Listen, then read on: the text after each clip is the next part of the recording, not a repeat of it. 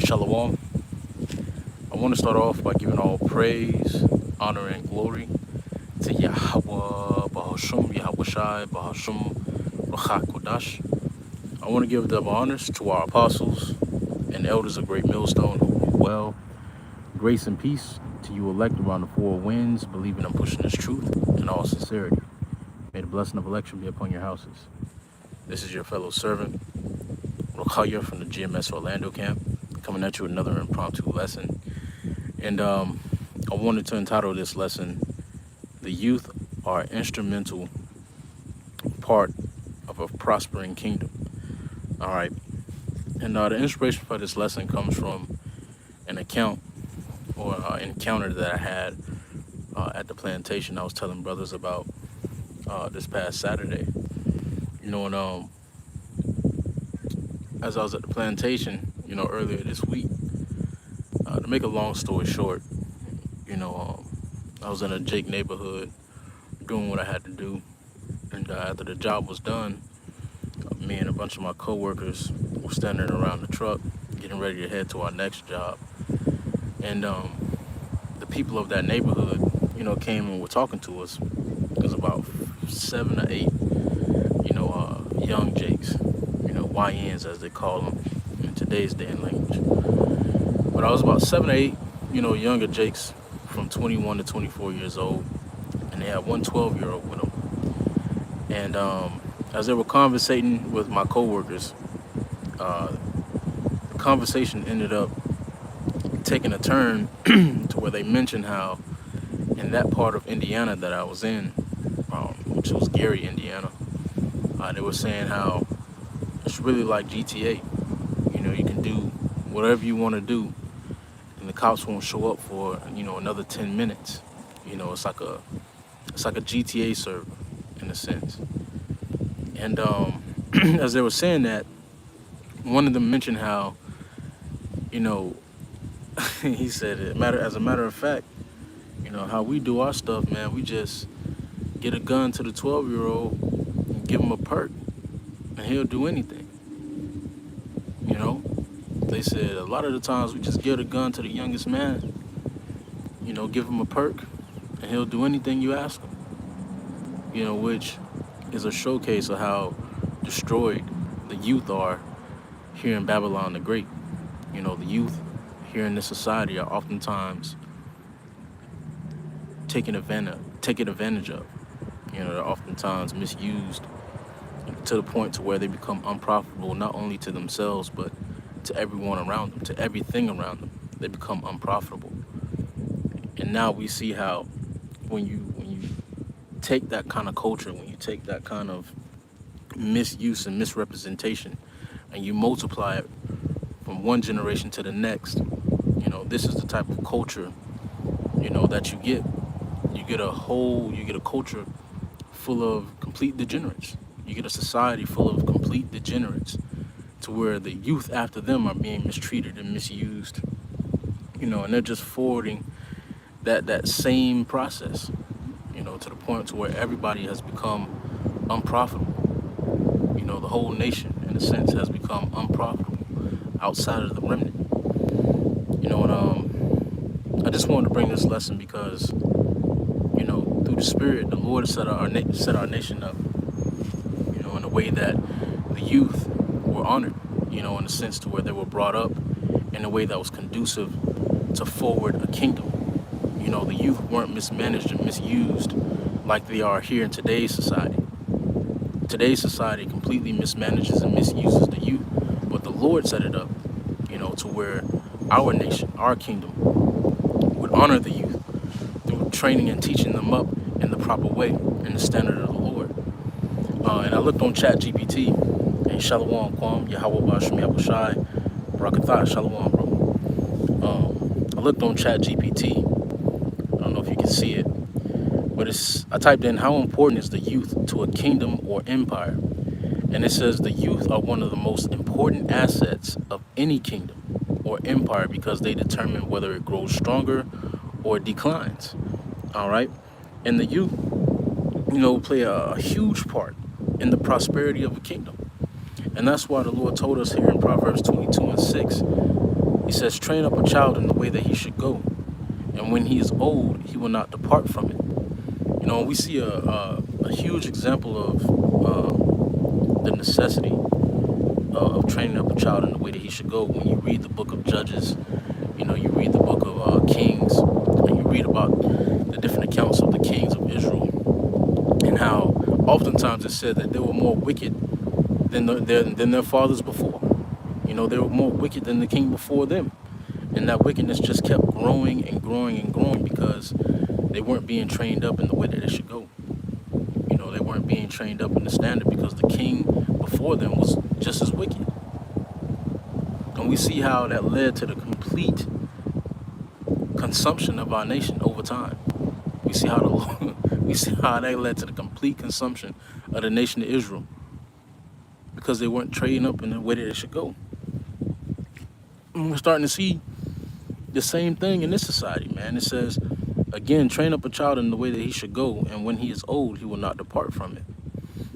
It says, the youth are one of the most important assets of a kingdom or empire because they determine whether it grows stronger or whether it declines. Throughout history, rulers invested heavily in the next generation because today's youth become tomorrow's soldiers who defend the nation, workers and craftsmen who build its economy, parents who raise the next generation, leaders, judges and rulers who make future decisions, scholars and teachers who preserve or change a society's belief.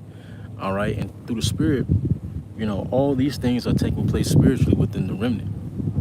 You know, the Lord is training up the remnant in the way that they should go here in these latter days, according to the will of Yahweh Bahasham Yahushai.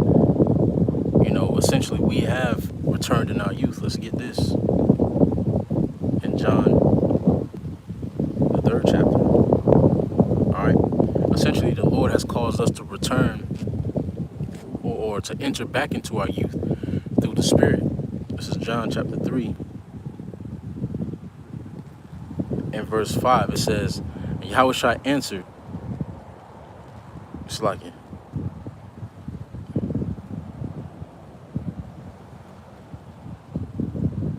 This is John chapter 3.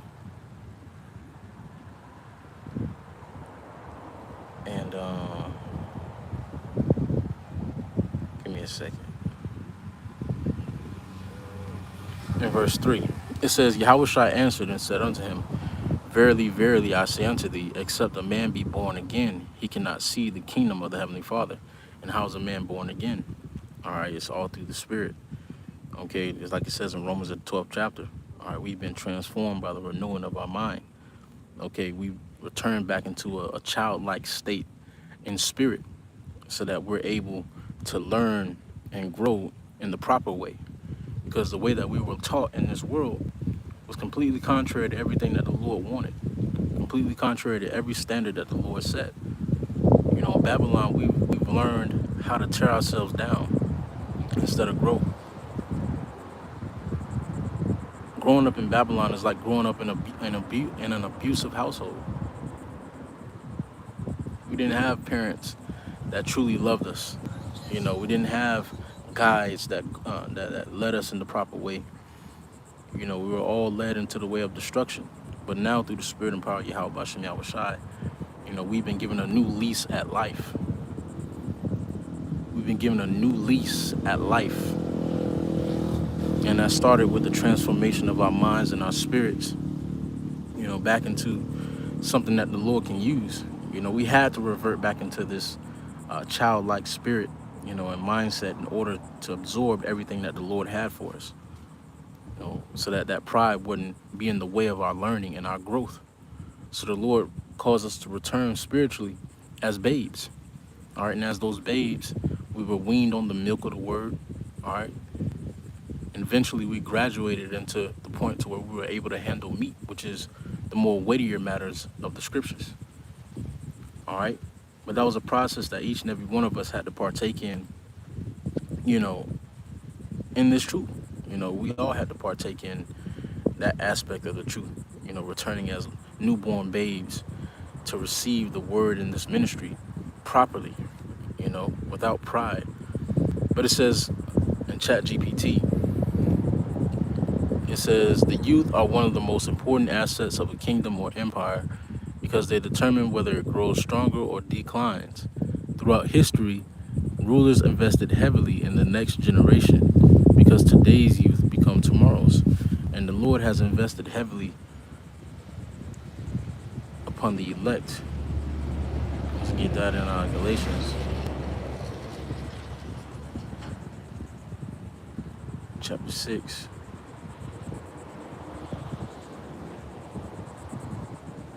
So like Galatians chapter 4 and verse 1. It says, Now I say that the heir, as long as he is a child, differeth nothing from a servant, though he be Lord of all, but is under tutors and governors until the time appointed of our Father. All right, and that's that heavy investment that the Lord is given within the elect. All right, the Lord has brought the elect up through tutors and governors until the time appointed of the Heavenly Father, which is going to be, that, that hour of salvation, that hour, of the Lord's return. He says, Now I say the heir, as long as he is a child, differeth nothing from a servant, though he be Lord of all, but is under tutors and governors until the time appointed of the Father. Even so we, when we were children, were in bondage under the elements of the world. But when the fullness of the time was come, the Heavenly Father sent forth his Son, made of a woman, made under the law, to redeem them that were under the law, that we might receive the adoption of sons. So that is the great investment that the Lord has put in to the elect, all right, to bring them under tutors and governors, that are conducive to their growth, tutors and governors that won't abuse the youth, that won't abuse the youth and lead them down a dark path, like the leaders and tutors of this world, man. It says back in ChatGPT, throughout history, rulers invested heavily in the next generation because today's youth become tomorrow's soldiers who defend the nation. All right. And today's youth, essentially in the spirit, which is the elect, are going to be tomorrow's soldiers. All right. Those are going to be the fishers or the hunters. All right. The fishers turn hunters. All right. In these times to come. I'm trying to get it to where you can see it on my screen. It says workers and craftsmen who build its economy, and the elect are known as the pillars of the world to come, the government of the next world in which the economy will be established. The economy of the kingdom of heaven under Yahweh Shai will be established. It says parents who will raise the next generation. All right, the elect are also known as the first fruits, first among many brethren. All right. It says leaders, judges, and rulers who make future decisions. All right. And what the Lord is doing now, all right, is restoring the judges. This is Isaiah chapter 1.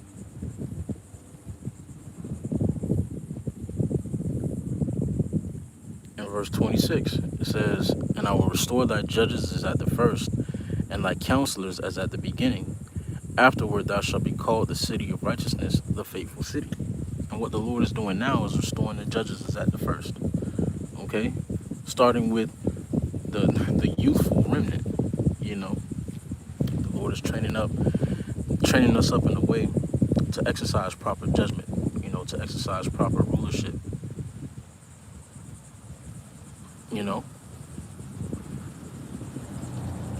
Hey, the water, bro. Hey, the etymology of pillar, it says a prop or support of an institution or community. All right, and the elect are going to be those pillars, those support, the support of the community of the kingdom of heaven. All right, the Lord is going to set the elect up as that support. All right, to guide and to govern the next world. All right, the world to come. Because through the guidance of the elect under Yahweh Shai, the world is going to be in a prosperous state. It's like it's a tongue twister. But under the guidance and rulership of Yahweh Shai and the 144,000, the world itself is going to be in a prosperous state. We won't see what we see today, man. We won't have accounts, like those Jakes were telling me at the plantation, man. Me and my coworkers. Essentially them destroying the youth because they're already destroyed, man. They took that same mentality of degeneracy and passed it on to the next generation. It's complete madness. It's complete madness. And that's why the Lord is setting up and restoring the judges as he did as the first, man. Because these present judges, these present rulers are unfit, man. Simply put, they're just unfit. This is Psalms 122 and 5. For there are set thrones of judgment, the thrones of the house of David. Right. Here stand the throne, this is in the NLT, here stand the thrones where judgment is given, the thrones of the dynasty of David. All right. And the Lord is going to give or restore the throne of David. All right, through Yahweh Shai and 144,000. That's exactly what's taking place now. The throne of David is being reestablished in the earth. When you read that account of King David and that the empire that preceded, King David's rulership, the Lord allowed that kingdom to prosper, into King Solomon's rulership, or into King Solomon's reign. The Lord ordered the kingdom of Israel greatly under King David. The kingdom was ordered greatly. The nations were under subjugation under King David. That when you read that whole account of King David and his rulership, it's really a testament of things to come. It's a testament of the rulership that's being established now through the Spirit. All right, this is Daniel chapter 7 and verse 27 in NLT. Then the sovereign power and greatness of all the kingdoms under heaven will be given to the holy people of the Most High. His kingdom will last forever, and all rulers will serve and obey him. That's mighty. Yeah, that's mighty, bro. The water, that's mighty. That's mighty. I'm gonna read that again. Then the sovereignty, power, and greatness of all the kingdoms under heaven will be given to the holy people of the Most High. His kingdom will last forever, and all rulers will serve and obey him. And why is that? Because first and foremost, the Lord is coming with complete and utter power.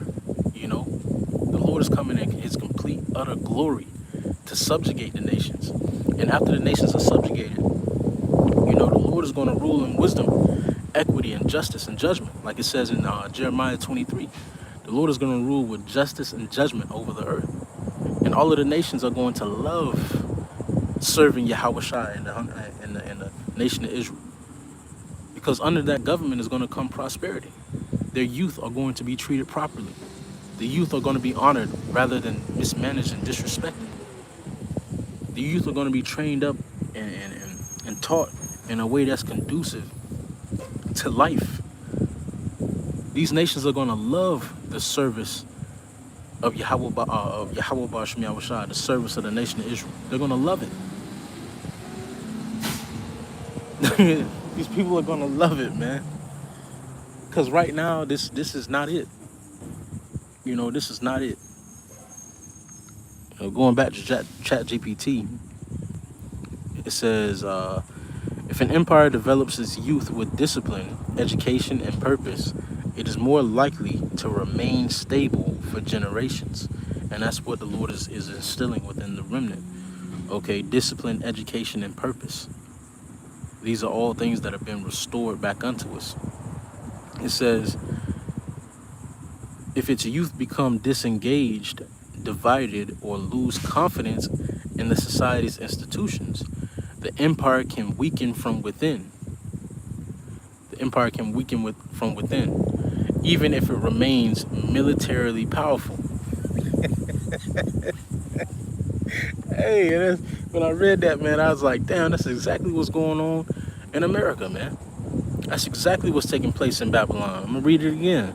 It says, if an empire develops its youth with discipline, education, and purpose, it is more likely to remain stable for generations. And that's why it said, like the brother beautifully put in Daniel 27, all right, his kingdom will last forever, and all rulers will serve and obey him. And why is the Lord's kingdom going to last forever? Because right now, the remnant are being trained up and instilled with discipline, education, and purpose. which are all things that lead to a prospering kingdom. That leads to the longevity of a kingdom when you have discipline, purpose, and education, proper education. All right, not the education according to this world, but when you teach, the truth, when you promote truth within society, when you promote discipline and purpose, those are the keys to a remaining kingdom, a kingdom that will last for generations, which Yahweh Shah's kingdom is going to be the epitome of these characteristics, man. It says, if an empire develops its youth with discipline, education, and purpose, it is more likely to remain stable for generations. If its youth becomes disengaged, divided, or lose confidence in the society's institutions, the empire can weaken from within, even if it remains militarily powerful. And that's what's happening right now with Babylon. All right, the youth are very disengaged. Excuse me, they're very disengaged. A lot of them really aren't in tune with reality or their role concerning the forwarding of their nation or empire. They're very disengaged. A lot of them are caught up on social media and these streaming platforms, and they're through. A lot of them are divided, and for the most part, the majority of them don't have any confidence in today's institutions. A lot of them have been disenchanted when it comes to going to college, when it comes to getting a good job, when it comes to becoming doctors, lawyers, and things or occupations that are going to forward and improve the society. A lot of the youth have become disengaged to those different institutions. Now you have a lot of the youth that want to become streamers, a lot of the youth that want to become tech gods and so on and so forth, instead of at one point in time you had people who were readily joining the military. You had the youth who were readily and eagerly seeking to be the next doctor or the next lawyer within society. That's no more. And as a result, America is crumbling from within. It's being weakened from within. It's suffering that Antiochus effect. It's being destroyed from the inside out, even though its military is somewhat still powerful. Babylon is being weakened from the inside. And it's from Quam again. The water road. It says, Wisdom of Solomon 6 and verse 21 from the GNTD. So then, you that rule the nations, if you value your thrones and symbols of authority, honor wisdom so that ye may rule forever. All right. And that is the building blocks to rulership. All right. If you desire rulership and authority, all right, you have to honor wisdom, which is something that America, Babylon the Great, has not done a good job of. All right, chiefly Esau, the so-called white man. The so-called white man has not done a good job of honoring wisdom. He's done a perfect job, however, at honoring wickedness and the promotion of wickedness, which is why his kingdom looks the way it looks now. All right? Because he didn't honor wisdom. He sought the thrones and scepters, all right, but he didn't go about it the correct way. And we see that's Wisdom of Solomon. It's the Wisdom of Solomon because Solomon led with wisdom. Solomon prayed for wisdom. And as a result, the Lord added everything else unto him. King Solomon didn't pray for riches. He didn't pray, to be the flyest Israelite in the book. He prayed for wisdom on how to lead and guide the Lord's people. And as a result of that, the Lord added riches. He added women. He added a prospering kingdom, unto him. So if you desire, thrones and scepters, the scriptures say to honor wisdom.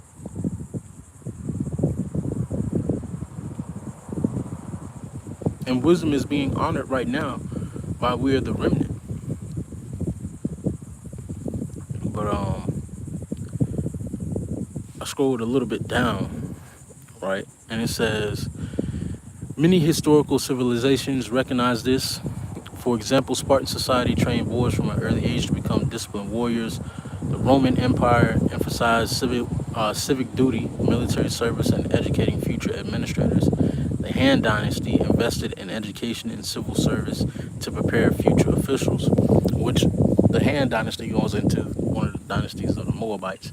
And it's not a coincidence that, you know, the examples that they give are all of, the Roman Empire, the Greek Empire, and a sprinkle of the Moabite Empire, because that's who society or people look at today, too, as an example of a prospering kingdoms.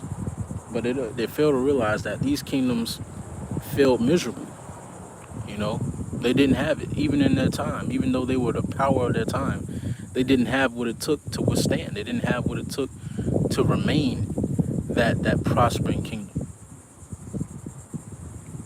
It says there's also a common saying often attributed to Frederick Douglass.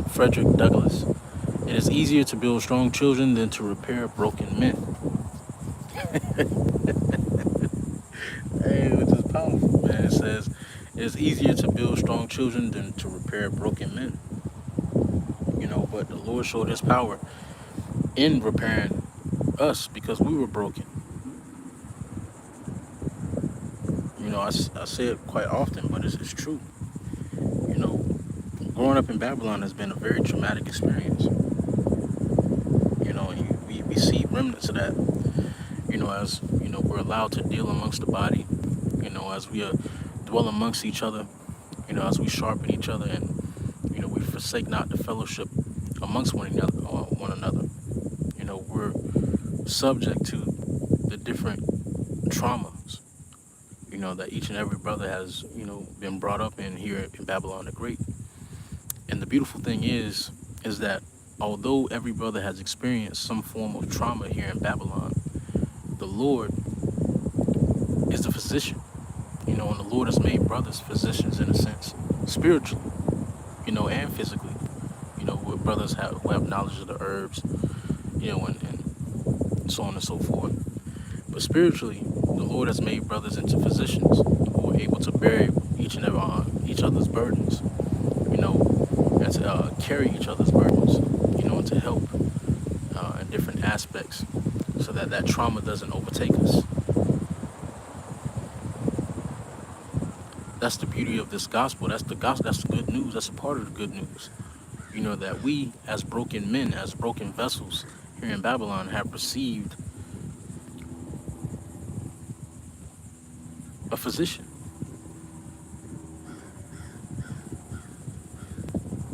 We've received a physician. We were broken, man. The world broke us like a good buck.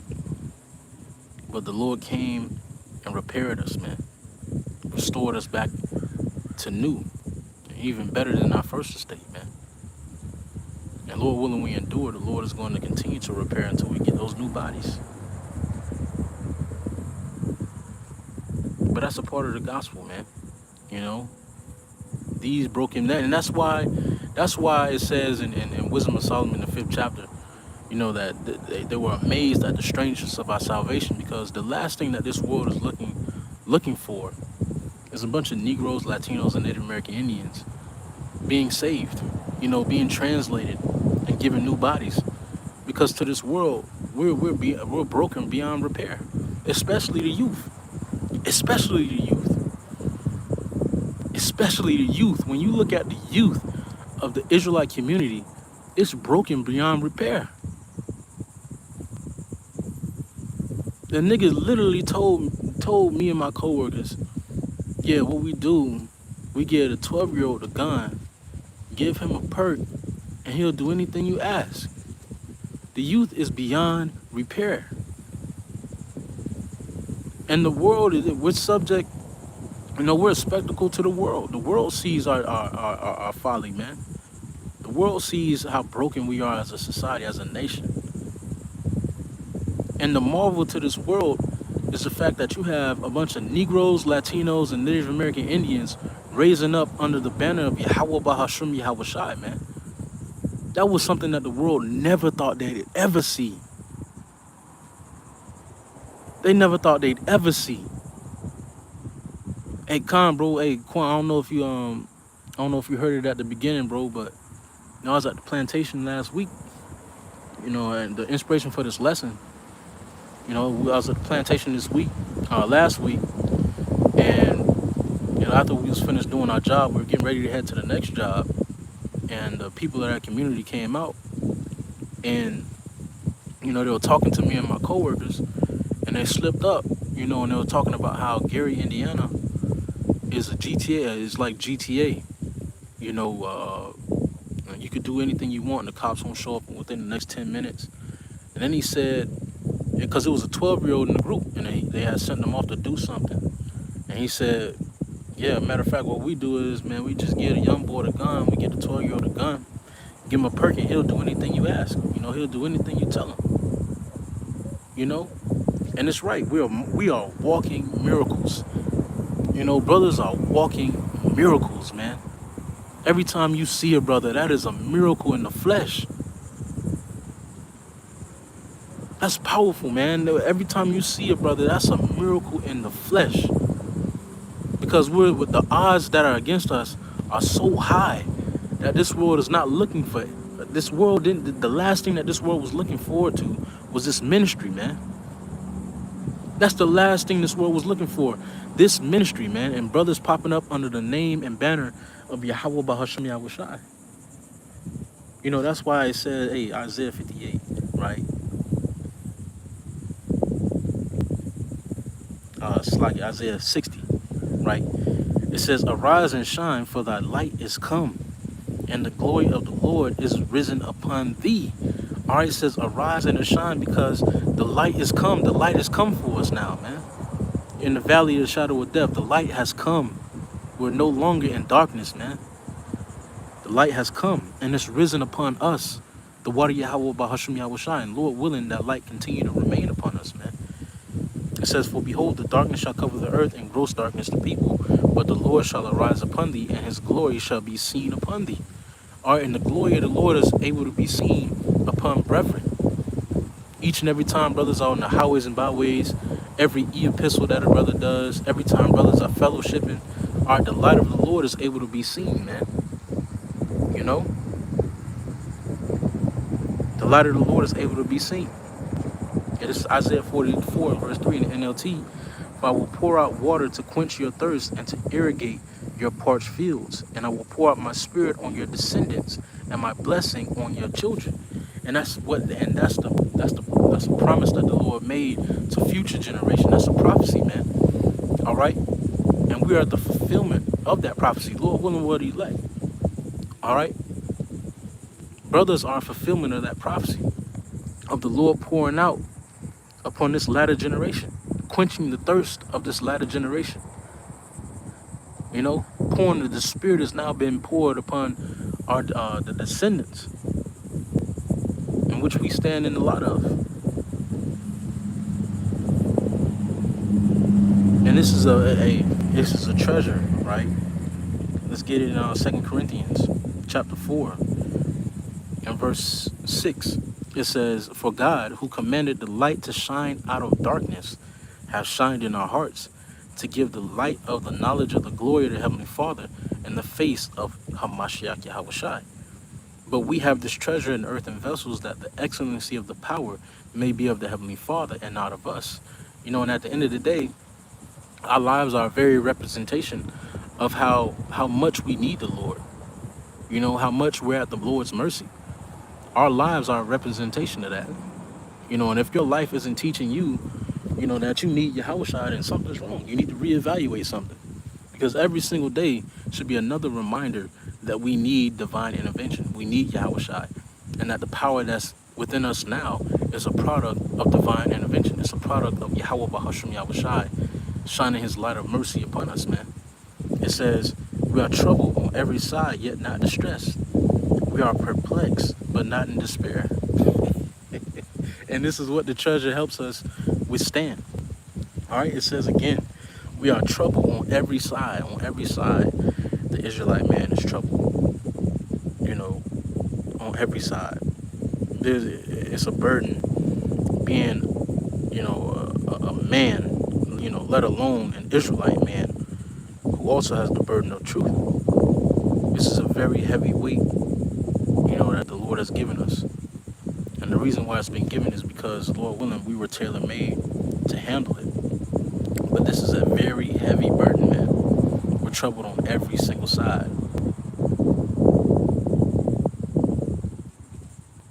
But we have this treasure in earthen vessels, all right, given to us by the Lord, that has helped us withstand. And even though we're troubled on every side, it says, yet not distressed. We are perplexed, but not in despair. Persecuted, but not forsaken. Cast down, but not destroyed. Always bearing about in the body the dying of the Lord Yahushua HaMashiach, that the life also of Yahushua may be made manifest in our body. For we which live are always delivered unto death for Yahushua's sake, that the life also of Yahushua might be made manifest in our mortal flesh. All right. So even though we're troubled, in this, and we're under a great level of pressure, all right, we're not distressed, we're not destroyed. We have hope, a lively hope at that, man. Every day our hope is being renewed in Yahweh Ba'ashem Yahushua. Every single day. Every single day, man. And even now, in these dire circumstances, we have a lot to look forward to. Even though the world before us is crumbling, we have a lot to look forward to, man. Hey, we're looking forward to what's next, man. Because the Lord has carried us this far. I mean, it's a miracle that the Lord has carried us this far. We're going to trust and believe for the Lord to carry us through until the end. Lord willing, will He elect. Lord willing, will He elect. We're going to continue to trust the process. But with that being said, I believe the point, has been made through the Spirit. Just want to come with this brief impromptu lesson. Something I was thinking about, as I was conversating with brothers. This is Job 5 and verse 22. It says, at destruction and famine thou shalt laugh, neither shalt thou be afraid of the beast of the earth. All right? And that's a fact.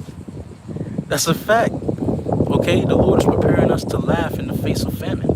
That's what we're being prepared for. We're being prepared to be at peace in the time of destruction. There's another level of peace that's working within brothers right now, just at this point. Because right now we're in the transition from faith to faith. The ministry is increasing. The battlefield is changing. The ministry is increasing. And we're transitioning from, one aspect of the faith to the next. To where we're going to have, it's going to matter how much we apply Yahweh Ba'ashem Yahushua, how much we apply Yahushua. And right now there's another level of faith and hope being worked within brothers right now. That's very beautiful to behold. You see it every time you're around brothers. How much brothers are increasing, from glory to glory. The water, Khan. That's it, from glory to glory. All right? We're going from one glory to the next. And you see it, as every time you're around brothers, you see how the Lord is working within them and through them, to increase. And even within yourself, even though it's like watching grass grow, paint dry, we're not able to see it within ourselves necessarily as much as others do. But even within ourselves, we're trusting that process for the Lord to continue to increase and, us in the faith and allow us to abound in the hope. The Lord is preparing us for greatness. Lord willing, will He elect. We have to continue to trust the process, fall in love with the process, man. Because really, truly, this is a beautiful process the Lord is taking us through. Hey, but with that, I want to give all praise, honor, and glory to Yahweh, Bahasham, Yahushai, Bahasham, Rachak Kodash, and double honors to our apostles and elders of Great Millstone. Well, grace and peace to you elect around the four winds, believing and pushing this truth in all sincerity. May the blessing of election be upon your houses. Hey, Shalom, Kwam, Yahweh Basham Yahushai, Brakatah, hey, Shalom.